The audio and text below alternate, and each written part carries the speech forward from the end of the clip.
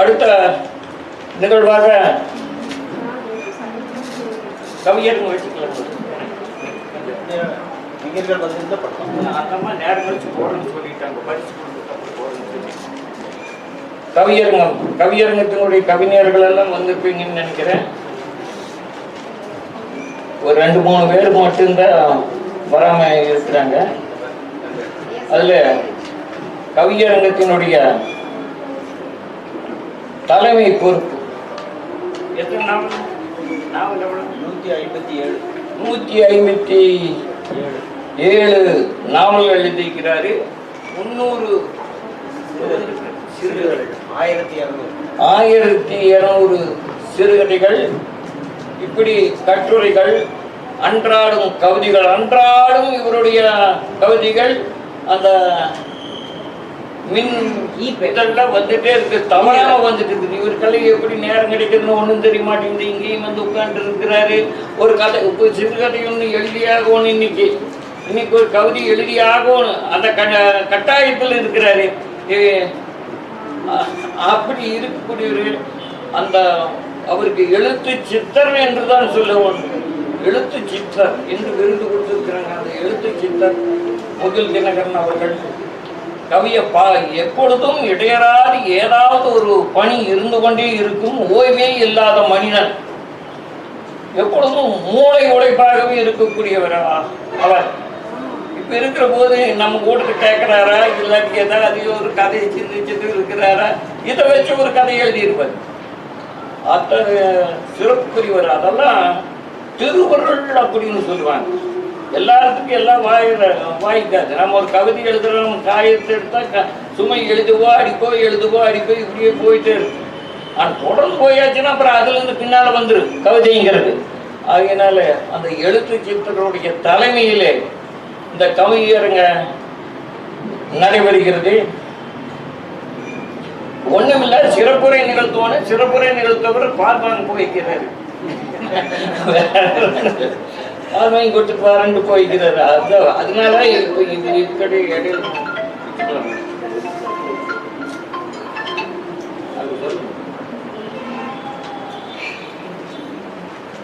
வாங்க, இப்பவே கொடுக்குறப்பா.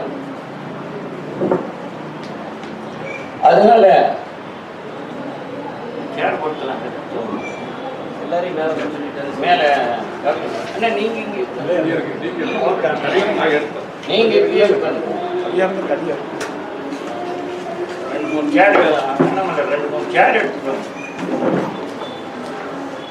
நம்மளுடைய தமிழ் செம்மல் முதல் கவியரங்கத்தினுடைய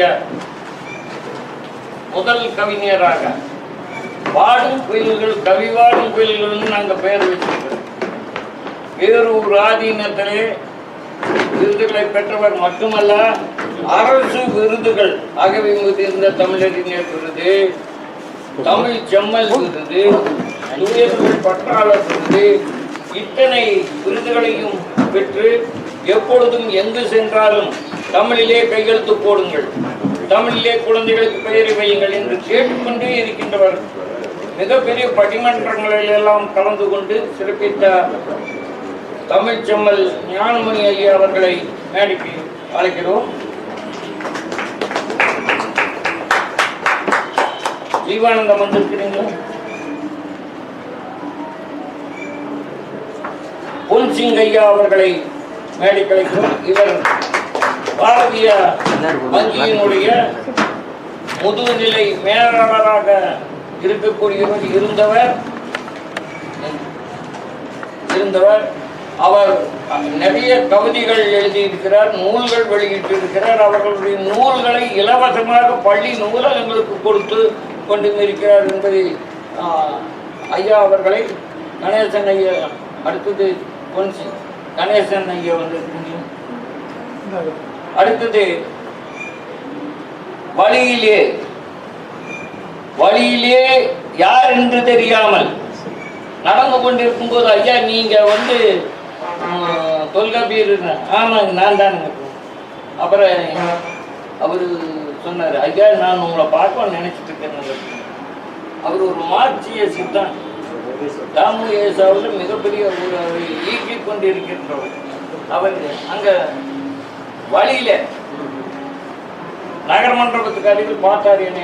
அன்னையிலிருந்து என்னோட ஒரு அவர் மேல என்ன வச்சிருக்கிறார், பாசம் தான் சொல்லுவோம், பாசம் வச்சிருக்கிறார் மேல. அவர் என்னன்னா ஒரு பெரிய ஒரு கம்பெனியில பனியன் கம்பெனியில வேலை பார்த்துட்டு இருந்தார்.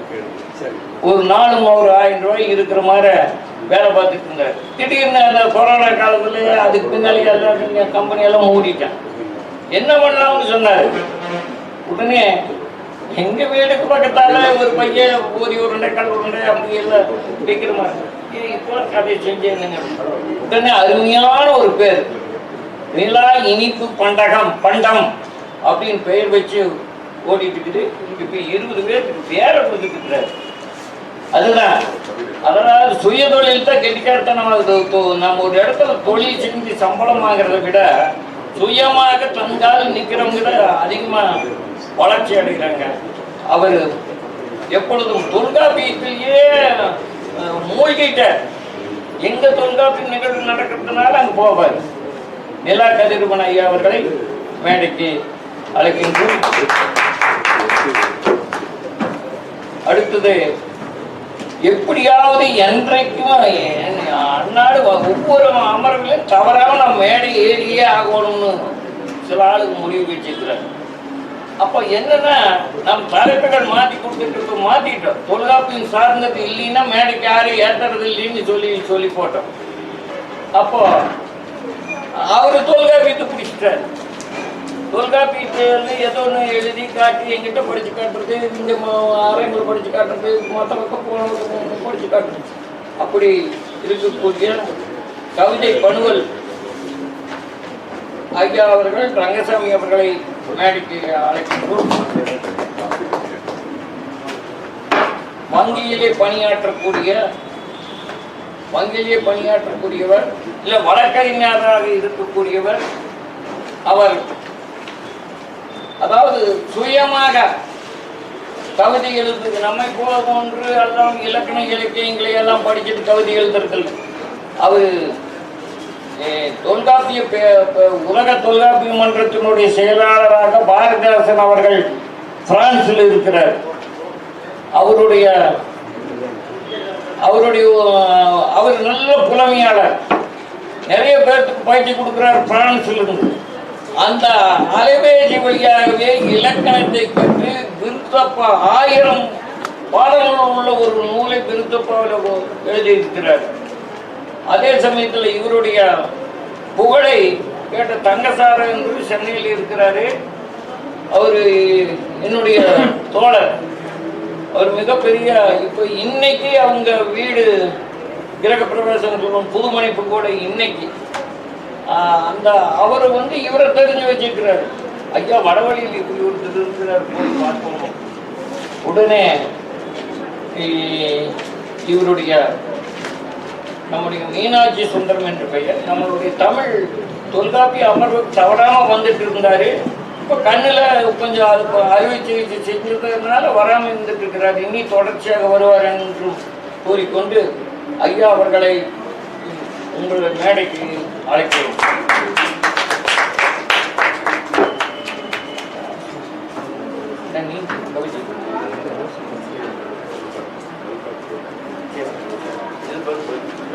வெளிநாடு வேற போயிட்டாரு, ஆஸ்திரேலியாவுக்கு போயிருக்கிறாரு. அதனால அடுத்தது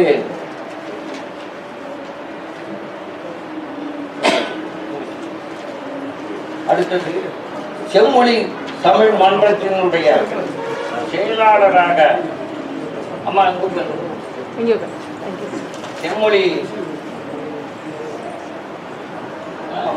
செம்மொழி மன்றத்தினுடைய அமைப்பாளராக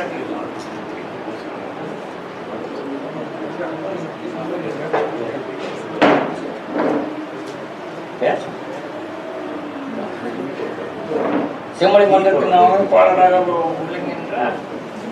அரசு பொறியாளருடைய பொதுப்பணித்துறையிலே இருக்கக்கூடிய பொறியாளர் ராசா ஐயா அவர்களை மேடைக்கு அழைக்கின்றோம். நீ கவிதை வாசிக்கு உங்க பேர் யாராவது வச்சிருச்சா?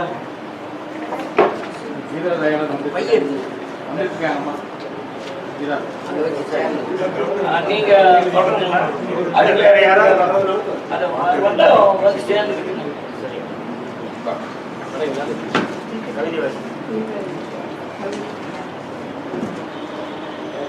அது கீழே எடுத்து போட்டு வந்தா போட்டு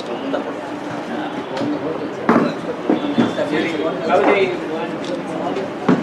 நீங்க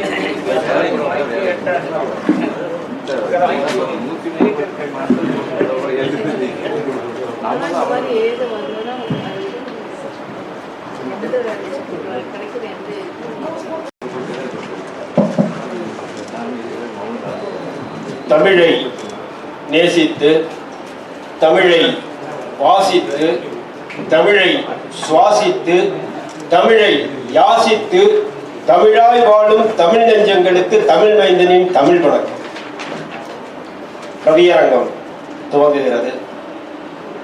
அன்னை தமிழ் நாட்டில் இக்கொங்கு தரை ஏட்டில் ஒரு மங்கா புகழ் நாட்ட சுவை சங்கத் தமிழ் கூட்ட செஞ்சிங்கம் என சீறி திக்கெங்கும் அனல் வீசி கடல் கங்காய் கவி படைக்க வந்தோரை வாழ்த்துகிறேன், வானோரை வணங்குகிறேன்.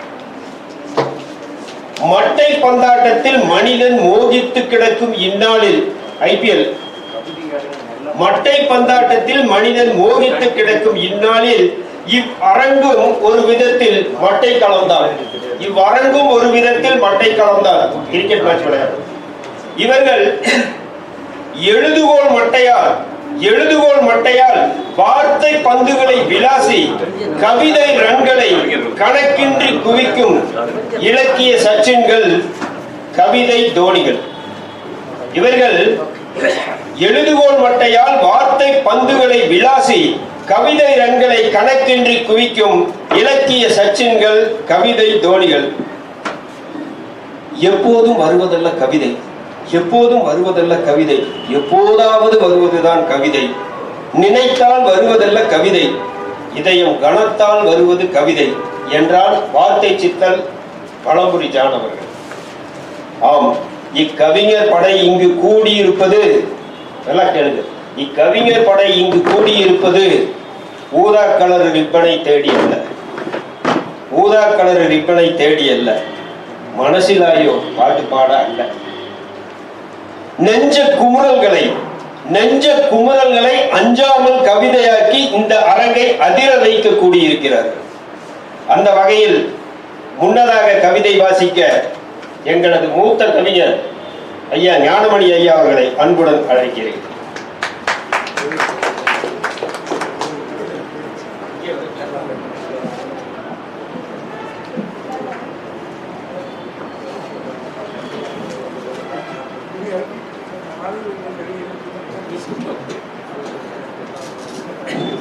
அனைவருக்கும் வணக்கம். வாழ்க நிரந்தரம், வாழ்க தமிழ்மொழி, வாழிய வாழியவை. வானமளந்து அனைத்தையும் வளர்ந்திடும் வன்மொழி வாழியவை. ஏழ்கடல் வைப்பினும் தன்மனம் வீசி இசைகொண்டு வாழியவை. எங்கள் தமிழ்மொழி, எங்கள் தமிழ்மொழி என்றென்றும் வாழியவை. பேரூர் சாந்தலிங்க ராமசாமி மருதாசலடிகள் அவர்களை வணங்கி தொல்காப்பிய புலவர் காளிய புலவர்களை நினைவூர்ந்து இந்த கவியரங்கத்தில் கலந்து கொள்வதில் நான் மகிழ்ச்சி அடைகிறேன். நான் சார்ந்திருக்கிற வைகரி கவிமன்றம் கோவையில் ஒரு 40 ஆண்டு காலம் நாங்கள் நடத்தி கொண்டிருக்கிறோம். முதலில் நாங்கள் எங்கு சென்றாலும் எங்களுக்கு என்று ஒரு 5 கொள்கைகளை வைத்திருக்கிறோம். அதை முதலில் பதிவு செய்துவிட்டுத்தான் மற்ற நிகழ்வுகளுக்கு நாங்கள் செல்வோம். அதாவது குழந்தைகளுக்கு தமிழிலே பெயர் வையுங்கள். 500க்கும் மேற்பட்ட குழந்தைகளுக்கு தமிழிலே பெயர் வைத்திருக்கிறோம். குழந்தைகள் மட்டுமல்ல, நீங்கள் அனைவரும் எங்கு சென்றாலும் தமிழிலே தான் கையெழுத்திட வேண்டும். 2, 3வது திருமணங்களை தமிழ் முறைப்படிதான் நடத்த வேண்டும். நாங்கள் பேரூர் ஆதீனத்துடைய தொடர்பு கொண்டு ஏராளமான திருமணங்களை தமிழ் முறைப்படி நடத்தியிருக்கிறோம், மதாசிரியர்களுடைய யோசனையின்படி. அடுத்ததாக நாம் எந்த கோயிலில் குடமுழுக்கு செய்தாலும் அந்த கோயிலில் தமிழ் முறைப்படி குடமுழுக்கு செய்து கொண்டிருக்கிறோம். நமது முன்னோர்கள் இறந்து விட்டால் அவர்களுக்கு தமிழிலே தான் திதி தர வேண்டும். ஏன்னா நாம் தமிழர்கள் தமிழ் மொழி தான் தெரியும். தமிழே இல்லாத புரியாத ஒரு மொழியில நாம் திதி கொடுக்க வேண்டிய அவசியம் இல்லை. அந்த அளவுக்கு நாம் தமிழிலே ஏராளமான மந்திரங்களும் இது இருக்கின்றது. அதையெல்லாம் நாம் பயன்படுத்திக் கொள்ள வேண்டும் என்று நான் கேட்டுக்கொள்கிறேன். இந்த கவியரங்கத்துடைய தலைப்பு உலக மகளிர் தின விழா என்பதாகும்.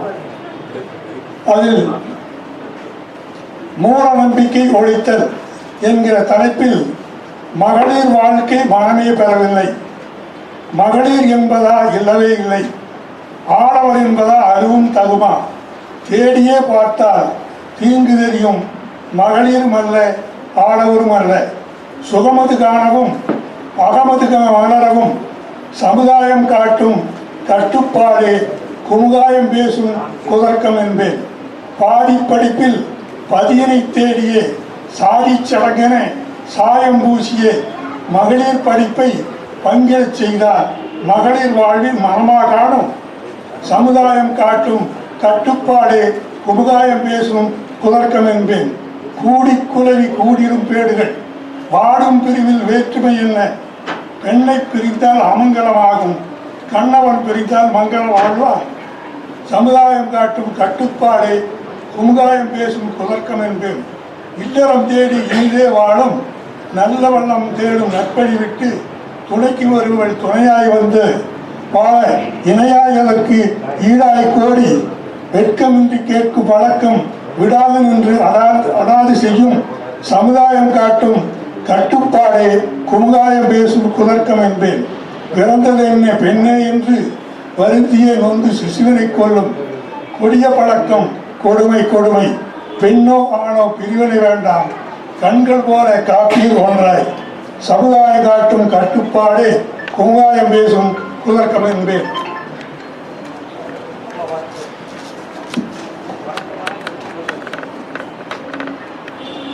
பெண்களுக்கென்று நம்ம தமிழ்நாட்டு இந்தியாவிலே நிறைய சட்டங்கள் இருக்கிறது.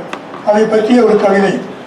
முத்தான சட்டங்கள் முறையாக இங்கு மூதறிஞர் நம்மவருக்கு கொடுத்தாரே நன்கு, மெத்தனவே தான் தாய் குலங்கள் மேன்மை கண்டிட மேலுள்ள இன்று சட்டங்கள் காண்பி, 10 100 வரதட்சணை கேட்டால் 10 ஆண்டு சிறை உண்டு காண்பி, 10 நல் பெண்டிற்களை கடத்தியே சென்றார் ஆதலில் இங்கேதான் 7 ஆண்டு சிறைகள் உண்டு, தற்கொலை முயற்சி இதனை தூண்டியே விட்டால் தாராளம் உண்டு இங்குதான் ஆயுள் கால சிறையே, கற்பழித்த காமுகற்கு ஆயுள் கால சிறையே, கணவனவன் துன்புறுத்தல் 3 ஆண்டு சிறையே, தற்கால தாய் குழந்தை கேலியே செய்தால் தாராளம் கிடைக்கும் 2 ஆண்டு சிறையே, குற்றமாய் கொண்டவர் மானபங்கம் செய்தால் கூடுதலாய் கிடைக்கும் 2 ஆண்டு சிறையே, கட்டிய கணவனை கொடுமையில் செய்தால் கட்டியதோர் மாங்கல்யம் தேவையின்றி போகும், திட்டிய மனைவியை சித்திரவை செய்தால் திருமணம்தான் செல்லாது போகும், கட்டிய நன்மனைவிதனை கைவிட்டு விட்டு கட்டளை வேறொருவர் பெண்ணுறவு கொண்டால் வெட்டியை எரிந்து விடு விவாகரத்து, படிக்கின்ற மாணவரை பரிகாசம் செய்து பரிதவிக்க செய்கின்ற இளைஞனைதான் என்ன, துடிதுடித்து உயிர் வளர்ந்த நாவரசும் சரிகாவும் சாட்சி, முறையற்ற இளைஞரை போக்கிடவை எண்ணி முறையான சட்டங்கள் இன்று உள்ளது நன்று, குறைந்தது நல்ல 2 ஆண்டில் சிறையும் தான் உண்டு, கொடுக்கணும் 10,000 தொகையும் உண்டு, முறையான சட்டங்கள் முறையாக கொண்டு முறையான சட்டங்கள் முடங்கி கிடப்பதால் முறையாக பல உண்டென்று பூசாமல் சொல்வோம், கொடுத்துள்ள சட்டங்கள் முறையாக கொண்டால்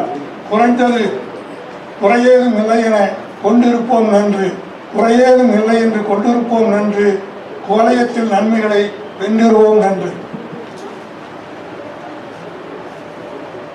அடுத்து பாவேந்தர் பாரதிதாசன் அவர்களுக்காக எழுதப்பட்ட ஒரு கவிதை.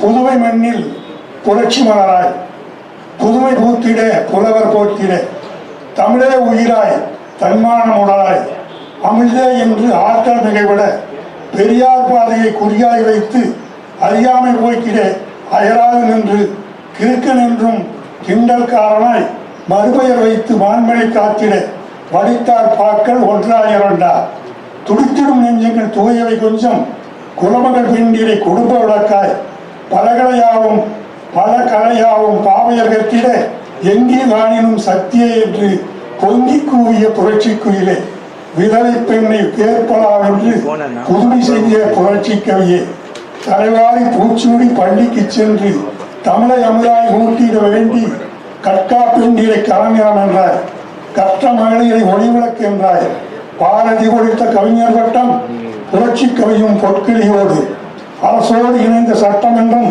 பொறுப்புடன் நடந்த புரட்சி புயலாய் பிசிராந்தை என்னும் நாடக நூலுக்கு சாதி அகாடமி பெற்றாய். இன்று உலக தின விழா, உலக மகளிர் தின விழா. அதனால் ஒரு சில பெண்களை பற்றி நான் இங்கே சொல்ல விரும்புகிறேன்.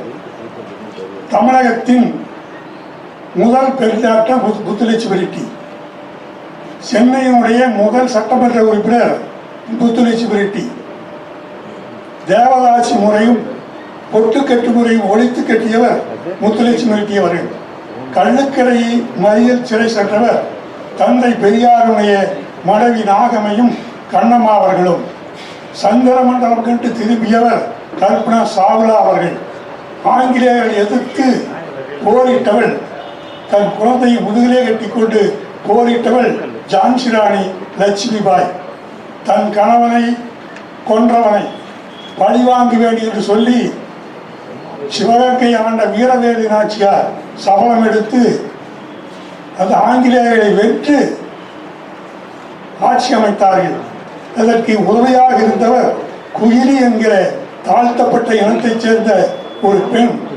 தன்னுடைய உடம்பு முழுவதும் வெண்ணெயை பூச்சிக்கொண்டு சென்று ஆங்கிலேயருடைய இராணுவ தளவாளத்தில் குதித்து அந்த இராணுவ தளவாளத்தை பஸ்பமாக்கி வீரவேலு நாச்சியாருடைய வெற்றிக்கு உறுதுணையாக இருந்தார் என்று சொல்லுகிறது. அந்த குயிலியை நாம் தெய்வமாக போற்றுகிறோம்.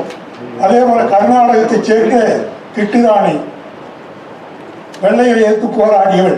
கவிக்குயில் சரோஜினி நாயுடு, நேதாஜியினுடைய படைத்தளபதி கேப்டன் லட்சுமி, கேரள உயர் நீதிமன்றத்துடைய முதல் நீதிபதி அண்ணா சாண்டி, இந்திய தேச காங்கிரஸ் தலைவர் அன்னி பெசன்ட் அம்மையார், இந்திய முதல் பெண் கவர்னர் சரோஜினி நாயுடு, முஸ்லிம் நாட்டின் பாகிஸ்தானின் பிரதமர் பெனாசிஸ் பூட்டோ, நோபல் பரிசு பாரத ரத்னா 2 விருதுகளை பெற்றவர் அன்னை தெரசா, இந்தியாவின் முதல் பெண் சினிமா டைரக்டர் தேவிகா ராணி, இந்தியா பெண் போலீஸ் IPS கிரண்கோடி, ஆசிய போட்டியில் தங்கம் வென்றவர் BT உஷா, தமிழ் முதலமைச்சர் ஜானகி ராமச்சந்திரன் அவர்கள், ஒலிம்பிக்கில் தங்கம் வென்றவர் மல்லீஸ்வரி அவர்கள், உலகில் முதல் பெண் பிரதமர் ஸ்ரீமாவோ பண்டாரநாயகா, இந்தியாவினுடைய பிரதமர் இந்திரா காந்தி அவர்கள், சுதந்திர பாடல்களை பாடியவர் TK பட்டம்மாள் அவர்கள், முதல் நீதிபதி பாத்திமா பீவி அவர்கள், முதல் அரசு வேலை திருநங்கையில் பெற்றவர் குணவதி என்கிற பெண், நாவலுக்கு புக்கர் விருது பெற்றவர் அருந்ததி ராய், விடுதலை இயக்கத்திற்காக சிறை சென்றவர் ருக்மணி லட்சுமி தேவி, கிரிக்கெட் நடுவராக பணியாற்றியவர் அஞ்சலி ராஜகோபால் அவர்கள், ஆஸ்கார் விருது பெற்ற பெண் பானு அத்தையா, IAS தேர்வில் முதலிடம் பெற்றவர் அன்னராஜம் அவர்கள், முதல் வழக்கறிஞர் சுதாங்க கோபாலா, கிரிக்கெட்டில் முதல் சதம் சந்தியா அகர்வால், எவரெஸ்ட் ஏறிய பெண் பச்சோந்திரியா பால், ராமநாதபுரத்தை ஆண்ட பெண்கள் 3 பேர், மங்களேஸ்வரி நாச்சியார், துரை நாச்சியார், பரணி ராணி பர்வதராட்சி நாச்சியார். கேரம் விளையாட்டில் சாம்பியன் பட்டம் பெற்றவர் தமிழ்நாட்டைச் சேர்ந்த அனுராஜ் என்கிற பெண். இந்திய ராணுவத்தில் உள்ள உயர் பதவிக்கு வந்தவர் PN சரஸ்வதி அவர்கள். தமிழக IPS இருந்தவர் திலகவதி அவர்கள். ஐநா சபை தலைவராக இருந்தவர் ஜவஹர்லால் நேருடைய தங்கை விஜயலட்சுமி அவர்கள், விஜயலட்சுமி பண்டிட் அவர்கள். சினிமாவில் முதல் கதாநாயகியாக நடித்தவர் கமலாபாய் கோகுலா அவர்கள். தஞ்சையை ஆண்ட பெண்மணி அனுஜா பாய் என்பதை தஞ்சாவூர் பெரிய கோயில் கல்வெட்டில் போடப்பட்டிருக்கிறது. பார்வையற்ற மாணவி சுஜிதா IAS வெற்றி பெற்றார். இப்படி ஏராளமான பெண்கள் சாதனைகளை செய்திருக்கிறார்கள். அதில் இன்னும் ஏராளமான பேருடைய வரலாறு இருக்கிறது. அவரை எல்லாம் நாம் இணைந்து வணங்குகிற நாள் இந்த நாளாகும். ஒன்று இங்கே நமது தொல்காப்பி பேரை காளிப்பினவர்கள் சொன்னார்கள் தமிழை பற்றி. தமிழ் எங்கெங்கெல்லாம் இருக்கிறது என்று நாம் யோசித்து பார்க்க வேண்டும். அமெரிக்காவில் இருக்கிற நியூயார்க் நகரில் இருக்கிற பெரிய நூலகம், அந்த நூலகத்துடைய முகப்பில் எழுத வைத்திருக்கிற வாசகம் கற்க கசடர கற்க இருக்கின்ற தமிழ் வாசகம் எழுதப்பட்டிருக்கிறது. அதே போல நயாகரா நீர்வீழ்ச்சி உலகிலேயே சுவையான நீர்வீழ்ச்சி, அந்த நீர்வீழ்ச்சியினுடைய முகப்பிலே எழுதப்பட்டிருக்கிற வாசகம் வருக வருக என்கிற தமிழ் வாசகம் எழுதப்பட்டிருக்கிறது. வானை அளப்போம் மீனை அளப்போம் சந்திர மண்டல தியல்கண்டு தெய்வோம் என்றான் பாரதி.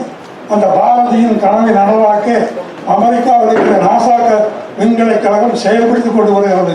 அந்த நாசா விண்வெளி கழகத்தினுடைய முகப்பில் எழுதப்பட்டிருக்கிற வாசகம் கட்டது கைமண் அளவு கல்லானது உலகளவு என்கிற அப்பையினுடைய வாசகம் எழுதப்பட்டிருக்கிறது. அதே போல ஐநா சபையினுடைய முகப்பில் எழுதப்பட்டிருக்கிறது யாரும் ஊரே யாவரும் கேளீர் என்று எழுதப்பட்டிருக்கிறது. வணக்கம்.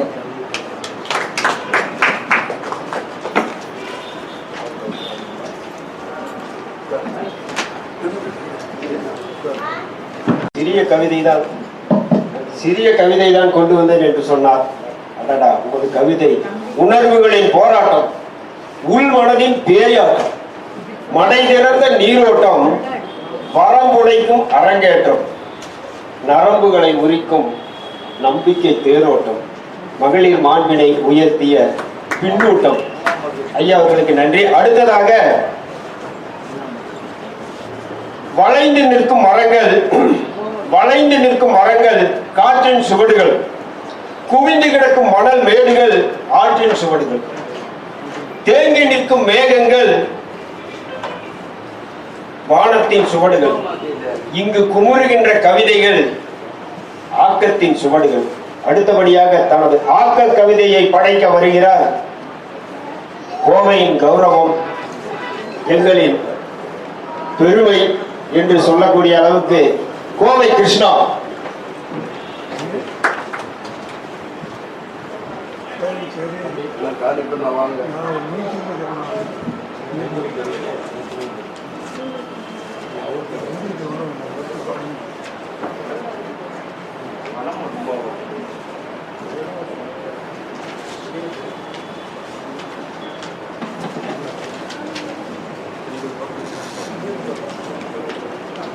அனைவருக்கும் வணக்கம்.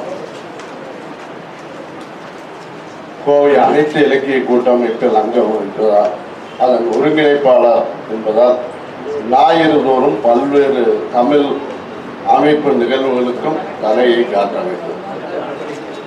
இடையிலே எங்கள் குடும்ப நிகழ்வுகள் வரும், அதற்கும் தலையை காட்ட வேண்டும். இல்லாவிட்டால் பொண்டாட்டி கோவிச்சுதான். 12:30 மணிக்கு ராஜலட்சுமிக்கு இங்கேருந்து 1/2 மணி நேரம் வேடப்பட்டி போய் அவங்களே கூப்பிட்டு போனாதான் நம்ம இன்னைக்கு கவிதை வாசிக்க வந்த பெண் உரிமை கிடைச்ச மாதிரி. அவைக்கு வணக்கம்.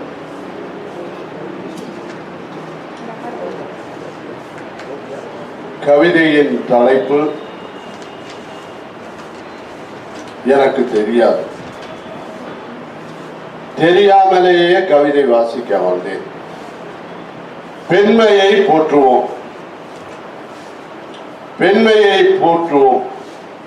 பெண்மை பேசும் திருநாட்டில் இந்த தொல்காப்பியனார் அமைத்திட்ட சங்கமதில் பெண்மையை போற்றும் உண்மையை உரைக்க வந்த பாவலன் நான். கவியரங்க தலைமையேற்று புவியரங்கில் சாதனைகள் நிகழ்த்திடும் சிறுகதை எழுத்தாளர் என் சிந்தை மிகு நண்பர்,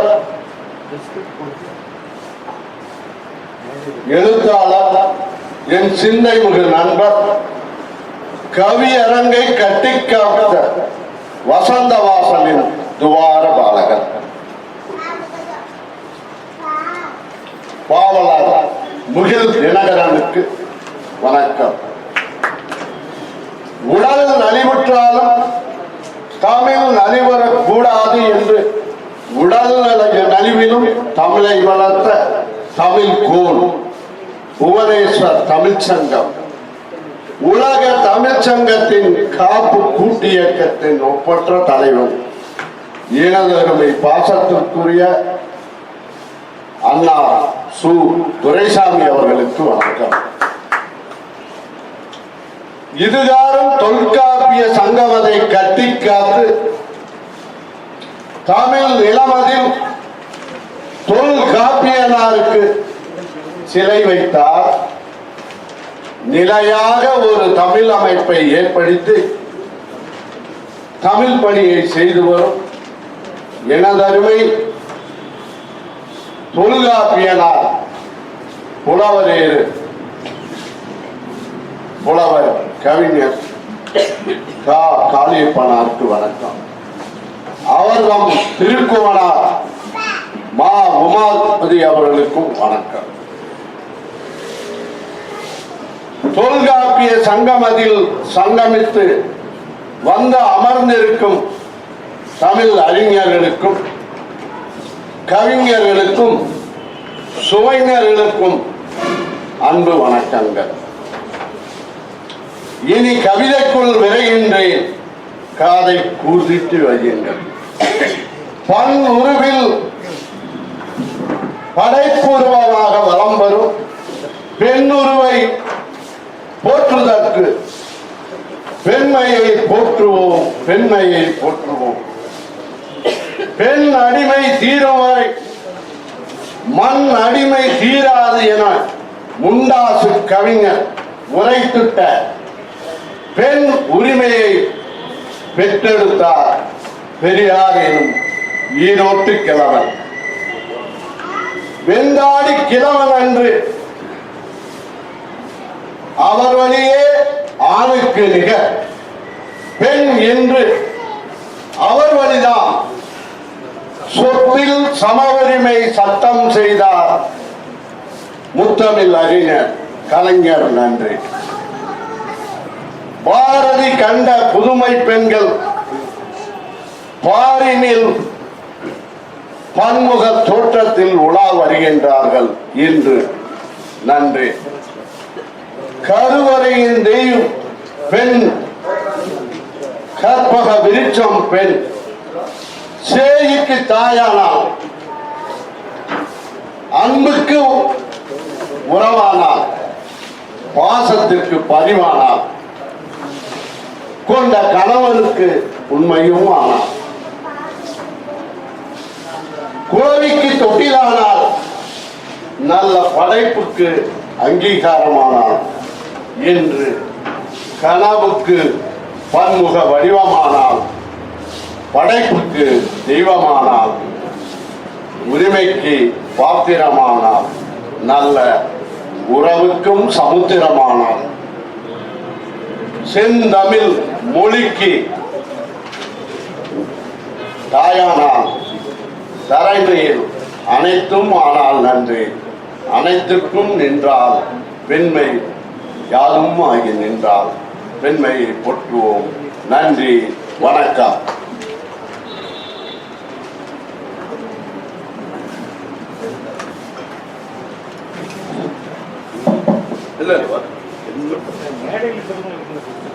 கொஞ்சம் குரலில் கூவும் குயிலாய், கொஞ்சம் குரலில் கூவும் குயிலாய், பிஞ்சு குழந்தையின் செங்கரும்பு மழலையாய், நெஞ்ச குகையில் நெகிழ்விடை தந்தாய், செஞ்சொர் கவிதனை செறிவோடு தந்த கிருஷ்ணா, கேட்டதும் கொடுப்பவனே கிருஷ்ணா கிருஷ்ணா என்று கண்ணதாசன் பாடியார். நாம் கேட்டோம் கவிதை வேண்டும் என்று அள்ளி கொடுத்தார் அருமையான கவிதையை. நன்றி. அடுத்தபடி சொத்தாய் புகழ் குவிக்க என்னும் பித்தான மனம் வித்துவம் அல்ல. சொத்தாய் புகழ் குவிக்க என்னும் பித்தான மனம் வித்துவம் அல்ல. பத்தும் தெரியும் என மெத்தனமாய் திரியும் வித்தக செருக்கும் உத்தமம் அல்ல என்பதை உணர்த்தும் நற்கவிதை தந்தார். எத்தனை சிறப்புகள் பெண்களுக்கு உண்டு என்பதை தன்னுடைய மகளிர் மாண்பு கவிதையில் அடுக்கினார். ஐயா அவர்களுக்கு நன்றி. ஞானமணி அவர்களே நன்றி. அடுத்ததாக கண்ணை பறிக்கும் மின்னல் கீற்றாய், விண்ணை கிழித்து வீழும் மழையாய், தரையை பிளக்கும் தளிரின் துணிவாய், கரையில் நிற்கும் நாணலின் பணிவாய் கவிதை வாசிக்க மகளிர் மாண்பு தலைப்புடன் வருகிறார் நிலா கதிரவன்.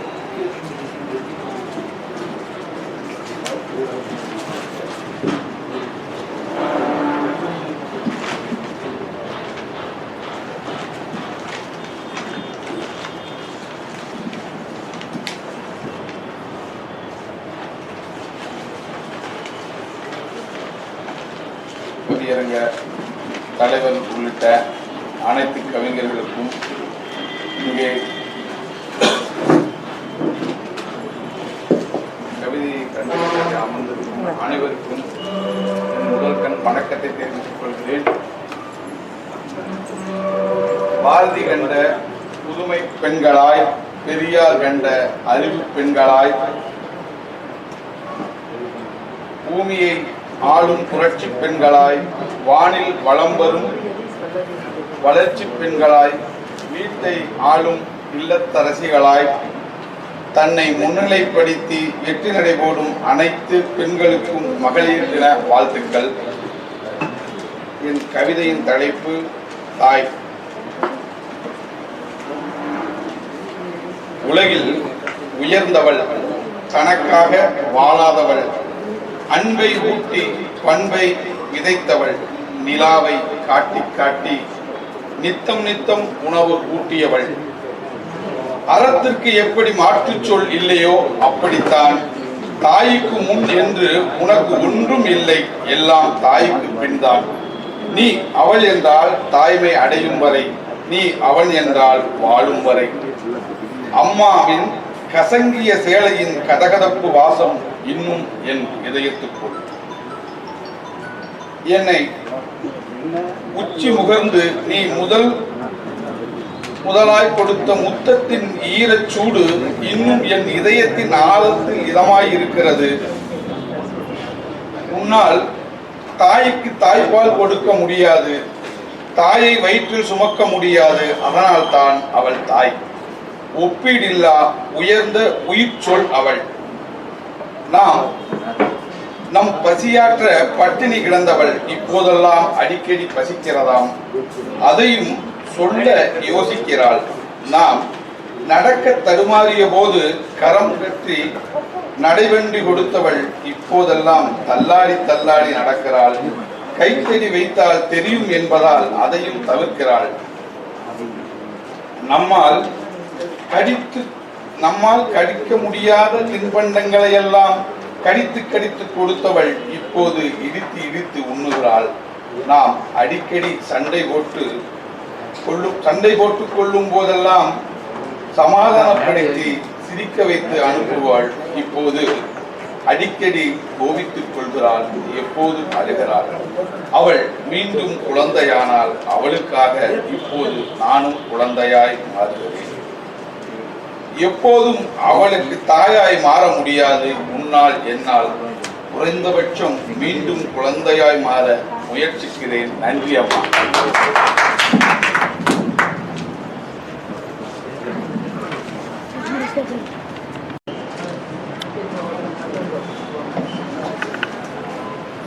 நான் ராசாவே உன்னை விடமாட்டேன் என்று பாடினேன். அது எவ்வளவு உண்மை என்பதை காட்டிவிட்டார்.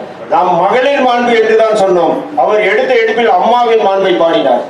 அடுத்த வரியில் மனைவியின் மாண்பை பாடினார். அதுக்கு நீங்க எல்லாம் கைது இல்லைன்னா அடி விழுகும் பொழுது, அதனால உங்ககிட்ட கேட்டு கைதட்டல் வாங்கிட்டாரு. மூன்றாவது மகளிர் மாண்பை பாடினார். அவர் ஏன் கைதட்டல் கேட்டாரு? ஐயா நான் சொல்லுங்களேன், உங்களை கவிதையில மெய்மறந்து கைதட்டல சார், ஏன் அவங்க கைதட்டல் நடத்தீங்க? அதுதான் காரணம். இதை நீங்கள் உணர்ந்து கொள்ளுங்க. அடுத்த கடைசியா இவர் சொன்னாரு, நான் 2 பெண்களிடம் தோத்து போயிட்டேன். ஒரு நிமிஷம், எனக்கு இவ்வளவு நாளா கவிதை வாசி கடைசியில் இப்படி ஒரு குண்டை தூக்கி போட்டாரேன்னு சொன்னேன். ஆனா கடைசியில் அவர் சொன்னாரு, மகளிடம் பேத்தியிடம். மகளை சாமினாரு, அது உண்மை. அதை விட பேத்திய குலதெய்வம்னு சொன்னாரு பாருங்க. உண்மையிலேயே இதை சொல்லக்கூடிய தைரியம் ஒரு ஆண்மகனுக்கு தான் இருக்கும். உண்மையான ஆண்மகன் தான் இதை தைரியமா சொல்லுவான். ஐயா சொல்லி இருக்கிறார், அவர்களுக்கு வாழ்த்துக்கள். அடுத்தபடியாக நேரம் கவிதைகள் கேட்டோம். அடுத்து பாடலோடு வருகிறார் ஐயா. நிலவின் தீண்டலுக்காக மேக கூட்டம் காத்திருப்பது போல், நிலம் எப்படா வரும் மேகம் காத்துட்டு இருக்கும். மழையின் தீண்டலுக்காக கரிசல் காடு காத்திருப்பது போல், பனியின் தீண்டலுக்காக ஒரு பூந்தோட்டம் காத்திருப்பது போல் உன் பாடல் கேட்க நாங்கள் காத்திருக்கிறோம். வாருங்கள் ஐயா, பாடுங்கள் ஐயா. சிறந்த பாடலாக இருந்தால் இளையராஜாவிடம் ரெக்கமெண்ட் செய்யப்படும்.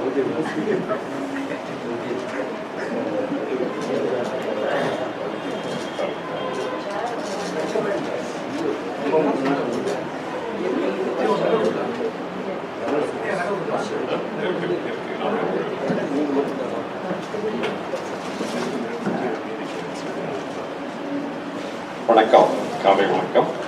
மதியமாயிற்று. இந்த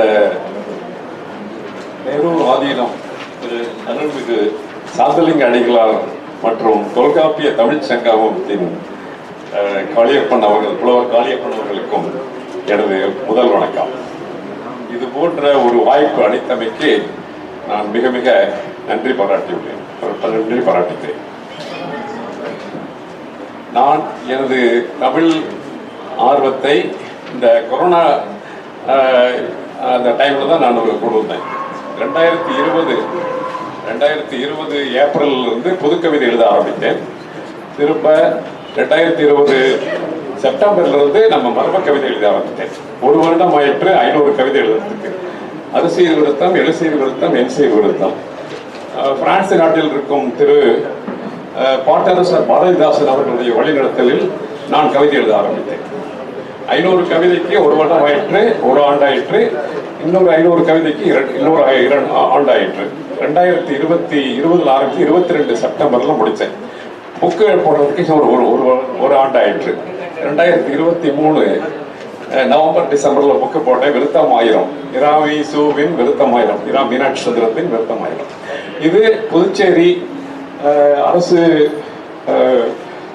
அமைச்சர்கள் மற்றும் அரசு நிர்வாகத்தினர் அதில் கலந்து கொண்டனர். பாட்டரசர் பாரதிதாசன் பிரான்சிலிருந்து இதுக்காக வந்திருந்தார். வந்து எனது புக்கு நூல் வெளியீட்டை ரொம்ப சிறப்பாக செய்தார்.